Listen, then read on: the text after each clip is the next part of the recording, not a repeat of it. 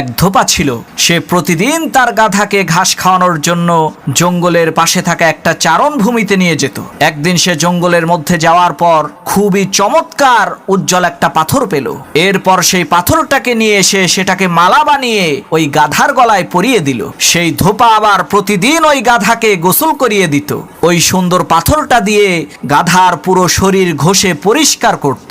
একদিন একজন স্বর্ণকার জহুরি পাশ দিয়ে যাওয়ার সময় ধোপার এই কাণ্ড দেখে অবাক হয়ে বলল, সর্বনাশ, কোটি কোটি টাকা দামের মহামূল্যবান হীরা দিয়ে এই ধোপা গাধার শরীর পরিষ্কার করছে। স্বর্ণকার জহুরি তো বুঝতে পেরেছে এই ধোপা তো জানেই না যে তার হাতে কোটি কোটি টাকা দামের হীরা রয়েছে। সে জানলে কি আর এত মহামূল্যবান হীরা দিয়ে গাধার শরীর পরিষ্কার করত? তখন ওই স্বর্ণকার জহুরি বুদ্ধি করে তৎক্ষণাৎ ওই ধোপাকে বলল, ভাই, তোমার হাতের ওই পাথরটা আমার কাছে বিক্রি করে ফেলো। স্বর্ণকারের এই কথা শুনে ধোপা অবাক হয়ে বলল, কি সব যাতা বলেন, পাথরের কি অভাব নাকি, একটা কুড়িয়ে নিলেই তো হয়। তখন সেই স্বর্ণকার বলল, আরে ভাই, তোমার হাতের ওই পাথরটা খুবই সুন্দর, আমার বাড়িতে ছোট ছেলে মেয়ে আছে, তাদেরকে নিয়ে দিলে তারা খুশি হবে, এই যে নাও 2টা টাকা দিচ্ছি, রাখো। তখন ধোপা দেখলো, আরে সাধারণ একটা পাথরের দাম 2 টাকা, এটা খারাপ কি, ভালোই তো। ধোপা খুশি হয়ে 2টা টাকা নিয়ে ওই পাথরটা স্বর্ণকারকে দিয়ে দিল। যখনই ওই পাথরটা স্বর্ণকার হাতে নিয়েছে তখন সাথে সাথে ওই পাথরটা টুকরো টুকরো হয়ে একেবারে পাউডার হয়ে গেল।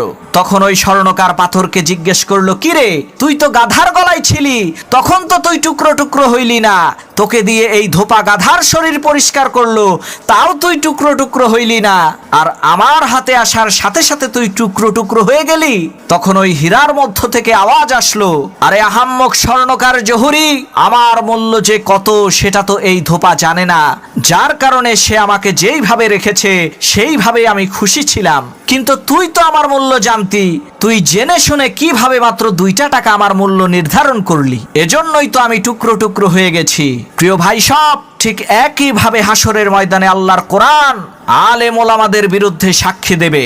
কোরআন বলবে, আরে আহাম্মক, সাধারণ মানুষ তো আমার মূল্য জানতো না, তুই তো জানতি, তুই তো আলেম ছিলি, তুই কেন আমাকে অবহেলা করলি, কেন তুই আমার অপব্যাখ্যা করলি?